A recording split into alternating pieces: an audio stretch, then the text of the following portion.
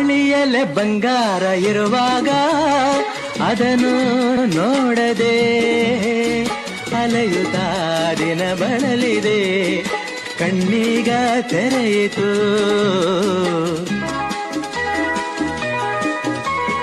ಬಯಸಿದ ಸೌಭಾಗ್ಯ ಕೈ ಸೇರಿ ಹರುಷ ಮೂಡಿತು, ಒಲವಿನ ಲತೆ ಚಿಗುರಿತು, ಕನಸಿನ್ನು ಮುಗಿಯಿತು. ಇನ್ನೆಂದು ನಿನ್ನನ್ನು ಚೆಲುವೆ ಬಿಡಲಾರೆನಾ. ಬಾಗಿಲಿಗೆ ಹಸಿರಾಗಿ ತೋರಣದ ಹಸಿರಾಗಿ ಪೂಜಿಸುವ